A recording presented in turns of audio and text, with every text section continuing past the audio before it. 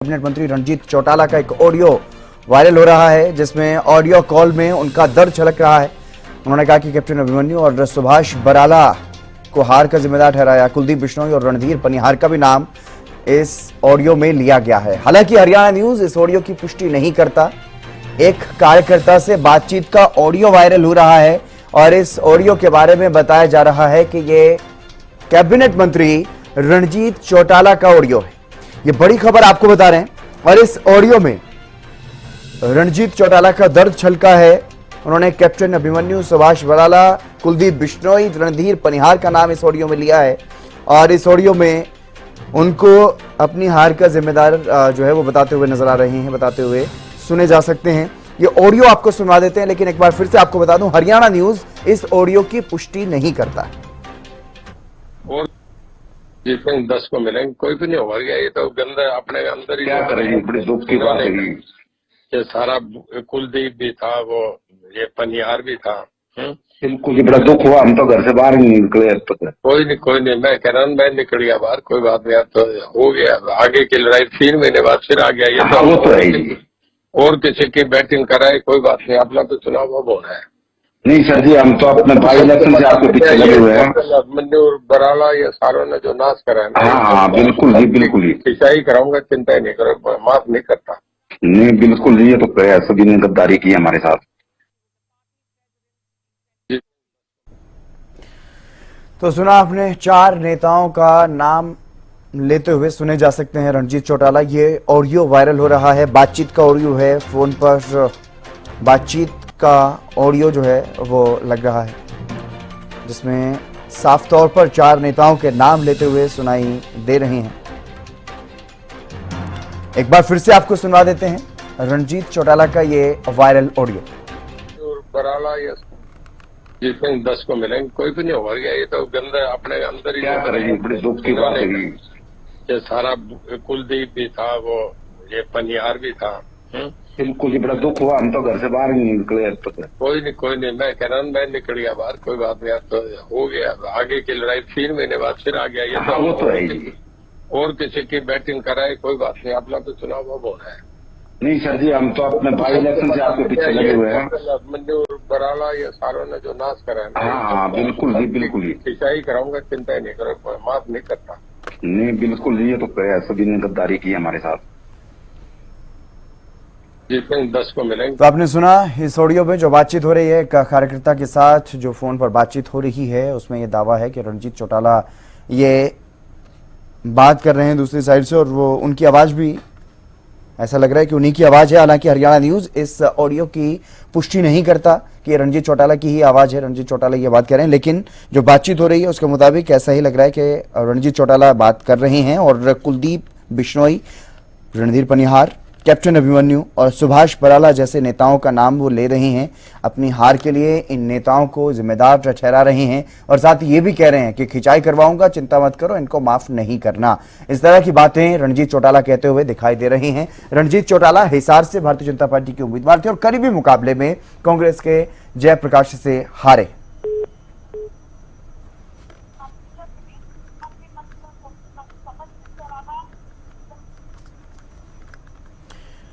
चलिए इसी मुद्दे पर बातचीत करेंगे। हमारे साथ बजरंग दास गर्ग जी जुड़ गए हैं कांग्रेस से और विदु रावल भारतीय जनता पार्टी से हमारे साथ जुड़ गए हैं। आप दोनों मेहमानों का स्वागत। बजरंग दास गर्ग जी, क्या लग रहा है आपको, ये जो ऑडियो वायरल हो रही है रणजीत चौटाला की, ये ऑडियो बताई जा रही है, हालांकि हरियाणा न्यूज इस ऑडियो की पुष्टि नहीं करता है, लेकिन क्या लग रहा है अगर ये ऑडियो उन्हीं की है, रणजीत चौटाला की है, अपने नेताओं पर भितरघात का आरोप लगा रहे हैं? देखिए, वैसे तो ये भारतीय जनता पार्टी का इंटरली मामला है जी, मगर चुनाव के बीच के अंदर भी रणजीत सिंह चौटाला ने आरोप लगाए थे। 1-2 नेता को छोड़कर बाकी सब मेरी खिलाफत में लगे हुए हैं और हम उनको मनाने में लगे हुए हैं। और ये उन्होंने टोटल टीवी के अंदर 1-to-1 कार्यक्रम के अंदर ये बयान दिया था, जो सोशल मीडिया में काफी चला हुआ था और मैंने आपके चैनल को वीडियो दिखाई भी थी। देखो, मैं जहां तक समझता हूँ भारतीय जनता पार्टी तो एकजुट होकर काम किया है। पन्ना प्रमुख तक इनके लगे हुए थे, सभी नेता लगे हुए थे। मुख्यमंत्री मनोहर लाल जी, पूर्व मुख्यमंत्री मनोहर लाल जी 5 दिन यहाँ रहे और मुख्यमंत्री सैनी साहब 5 दिन हरियाणा हिसार के अंदर लगातार बैठे रहे, गली गली मोहल्ला मोहल्ला कार्यक्रम किया है। हिसार ओनली विधानसभा क्षेत्र की बात कर रहा हूं मैं जी। तो ऐसे में खिलाफत कौन करेगा? हो सकता हो कि किसी प्रकार से किसी ने कह दिया भी आप इस एरिया में वोट कम आए हैं। हाँ, ये बात जरूर है, जहाँ खिलाफत की बात, जैसे अभिमन्यु जी का एरिया वहां हार गए, जैसे मान लो हरियाणा जी का नाम आ रहा है, वहां हार गए, तो इस करके महसूस हो सकता है कि इन लोगों ने मदद नहीं की। मगर एक थोड़ा और था, आज जो चुनाव जो था ना, जनता बनाम भारतीय जनता पार्टी की, जनता बनाम मोदी था, इसलिए क्या था, जनता खुद चुनाव लड़ेगी। और एक बात आप प्रैक्टिकल आपको बताता हूँ, आपको पता भी है, आपके रिपोर्टर ग्राउंड उत्तर प्रदेश, स्थिति क्या थी, वर्कर जो था कांग्रेस का, आम जनता अपने दम पे अपने खर्चे पर चुनाव लड़ रही थी और पार्टी को मतलब जो जयप्रकाश को जिताने का काम कर रही थी। हमें तो 1 महीने बाद टिकट मिली है, खड़ी टाइम टिकट मिली है। चौधरी रणजीत सिंह जी को तो 1 महीना पहले टिकट मिल चुकी थी और पूरे वो नौके नो हल्के के दौरे कर चुके थे। और जहां तक चौधरी रणजीत सिंह का सवाल है, मेरा मित्र है, पुराना मेरा साथी है, अच्छा इंसान है, मगर वो टिकट गलत लिया, टिकट गलत लाने के कारण वो हार गया, आपको भी पता है। उसको इस बात का दर्द भी है, इसमें कोई दो राय नहीं। जहां वो बार बार कहते थे हम इतनी वोटों से जीतेंगे, यहाँ से जीतेंगे, वहां से जीतेंगे, ऐसी कोई स्थिति नहीं थी।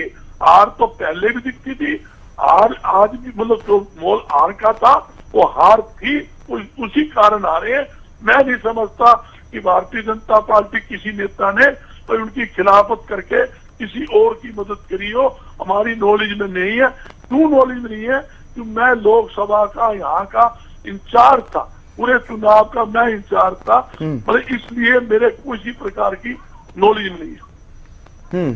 तो आपको लगता है कि वहां पर किसी बीजेपी नेता ने कांग्रेस के प्रत्याशी की मदद नहीं की, बल्कि इस वजह से, क्योंकि जनता वहां पर खिलाफ थी बीजेपी की, इस वजह से वो जेपी वहां पर जीते हैं। लेकिन विदुरावल जी भी हमारे साथ भारतीय जनता पार्टी से बने हुए हैं।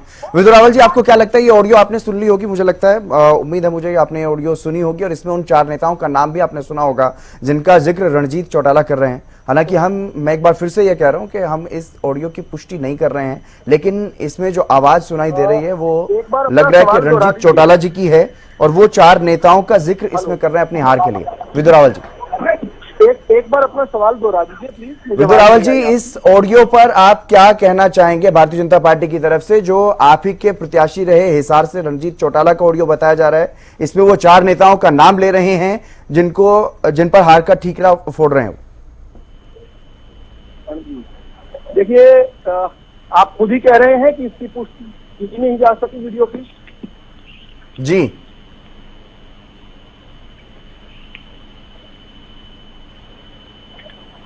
विदुरावल जी, मेरी आवाज सुन पा रहे हैं आप खुद ही बता रहे हैं कि इस वीडियो की पुष्टि नहीं की जा सकती। जी, हम नहीं कर रहे हैं पुष्टि, बाकी चर्चाएं तो यही चल रही हैं। और आवाज अगर आपको सुननी है तो मैं एक बार फिर से आपको सुनवा देता हूँ। आवश्यकता ही नहीं है, जब तक पुष्टि ना हो तब तक वीडियो सुनाने की आवश्यकता ही नहीं है। लेकिन अगर ये है रणजीत चौटाला का ऑडियो जिसमें वो नाम ले रहे हैं, तो फिर आप क्या कहेंगे? क्या ऐसा हुआ है हिसार में, इसी वजह से उनकी हार हुई है? क्या वजह रही है हिसार में रणजीत चौटाला की हार? हितेश जी से बात हो रही है ना? जी, हितेंद्र जी से बात हो रही है ना? जी जी जी। हितेंद्र जी, अगर मेरी चची की मूर्छ होती थी तो मैं उन्हें चची कहता या चचा कहता?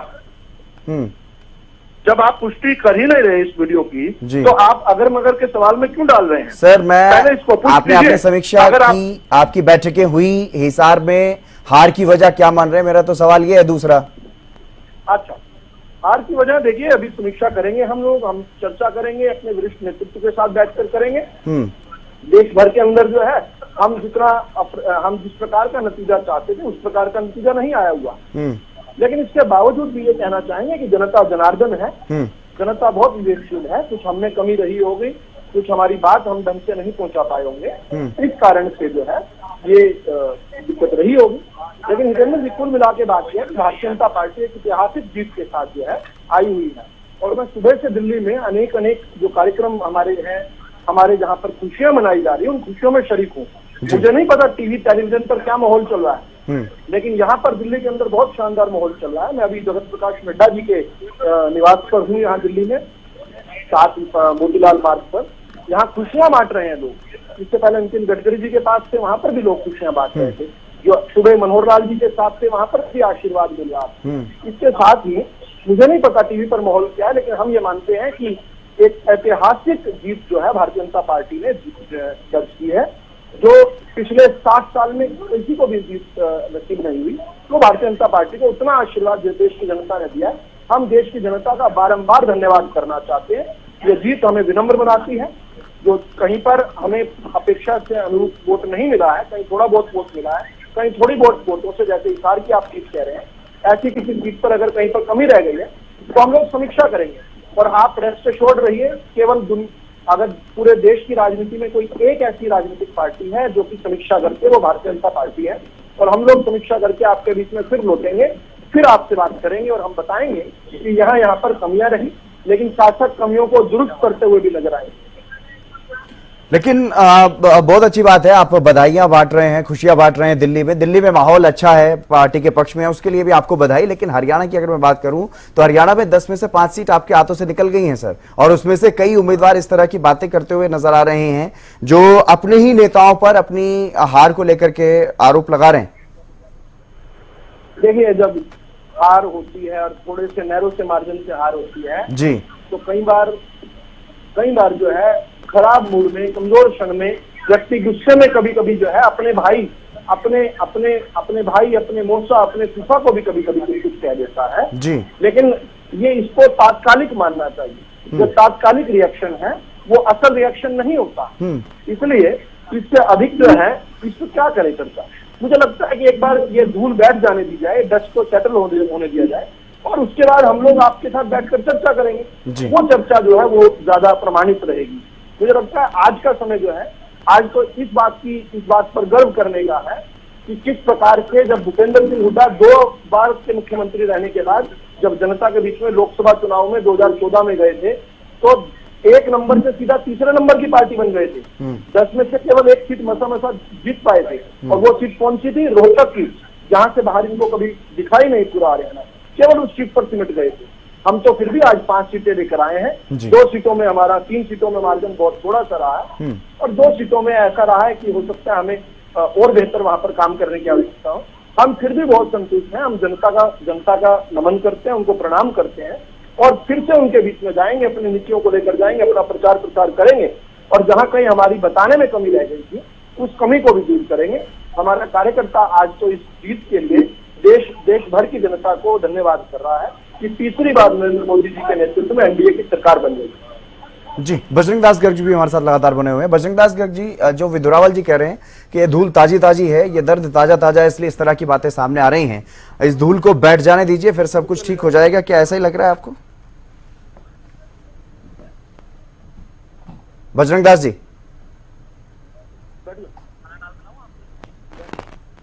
हेलो जी, मेरी आवाज सुन पा रहे हैं सर आप? मेरी आवाज आ रही है? बिजू रावल जी हमारे छोटे भाई है जी, तो उन्होंने जो बात कही वो ऐसी बात नहीं है। बिजू रावल जी को पता है चुनाव से पहले ही विरोध जारी था, चुनाव से पहले ही मतलब क्या था, फूट दिख रही थी। जहां तक सुनीता दुग्गल की बात ले लो, सुनीता दुग्गल ने साफ कहा कि मेरी भाई टिकट भी काट ली, मेरी नौकरी भी चली गई, जिसको मैं 3 लाख से ज्यादा वोटों से हराया उसको टिकट दे दी गई। इसी प्रकार रणजीत सिंह ने कहा कि कुलदीप बिश्नोई मेरा साथ नहीं दे रहा, मन्नू जी मेरी साथ नहीं दे रही, यहाँ तक कि जिला प्रधान, जो महिला जिला प्रधान थी, उसके खिलाफ भी उन्होंने आरोप लगाया।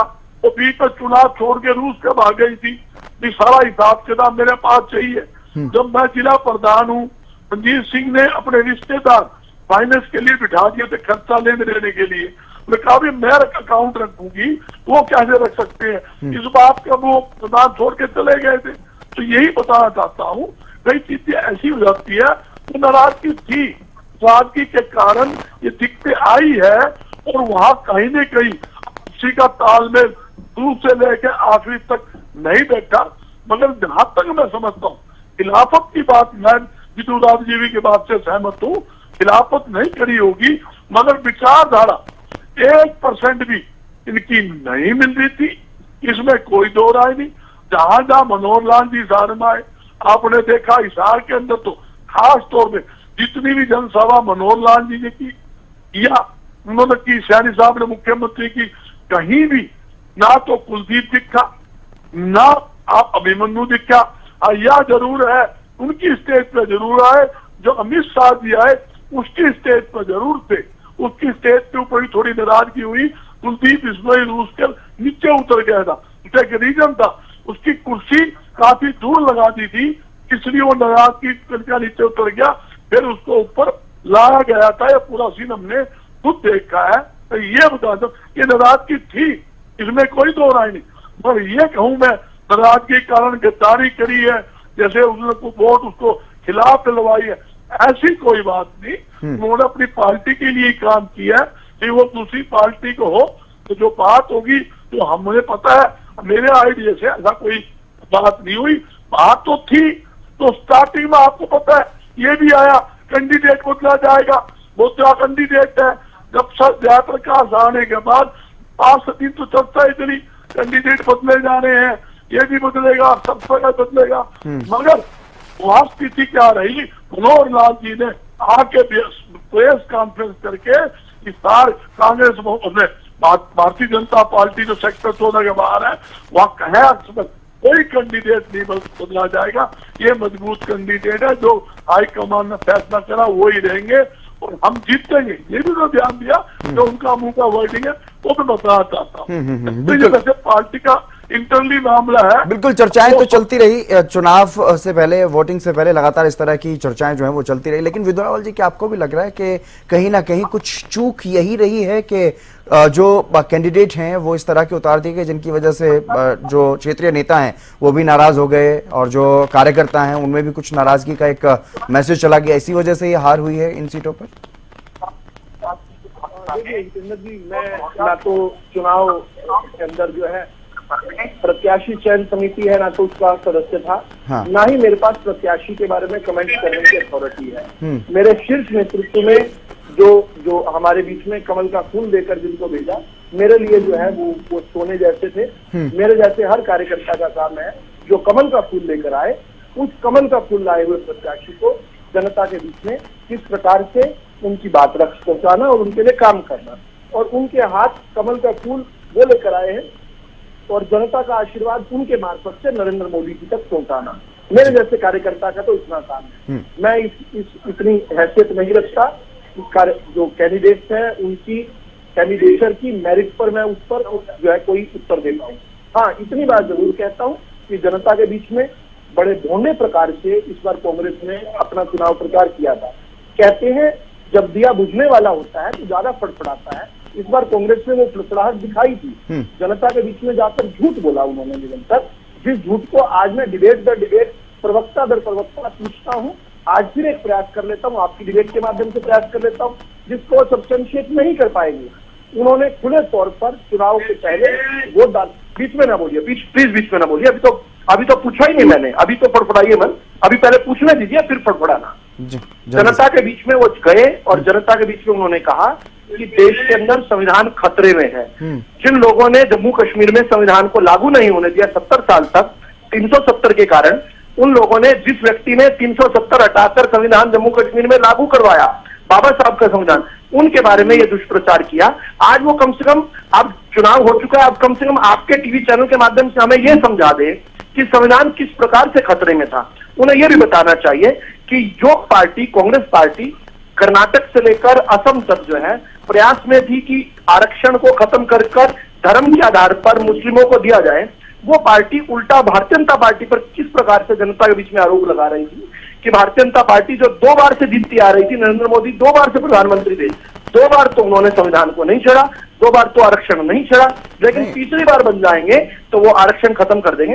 ये वाला जो गणित है, एक बार ये जरूर समझा। सवाल आपका वाजिब हो सकता है, लेकिन फिलहाल चर्चा हम नाराजगी को लेकर के कर रहे हैं, हार को लेकर के कर रहे हैं हिसार की कैंडिडेट की मुख्य रूप से, लेकिन यहाँ पर जो बात नाराजगी को लेकर के, विदु जी बिल्कुल चर्चा आपके सवाल पर भी होगी, मुझे लगता है इस पर भी समीक्षाएं होंगी और लगातार इस तरह की चर्चाएं होती रहेंगी। लेकिन फिलहाल जो हम चर्चा कर रहे हैं उस पर सवाल यही था कि जो आपने कहा कि मेरे जैसे कार्यकर्ता के लिए वो जिसको मोदी जी ने कमल का फूल देकर के भेज दिया वो सोने जैसा है, लेकिन हर किसी के लिए, हर कार्यकर्ता के लिए ऐसा नहीं होता है। आपको भी मालूम है कि जो बड़े बड़े नेता होते हैं क्षेत्र में, चाहे कुलदीप बिश्नोई की बात करें, कैप्टन अभिमन्यु की बात करें, सुभाष बराला और रणधीर पनिहार जिनके नाम का जिक्र इस ऑडियो में हो रहा है, क्या उनके अपने कार्यकर्ताओं का पूरा समर्थन बीजेपी कैंडिडेट को मिला हिसार में या नहीं मिला? ये भी तो एक सोचने वाली बात है।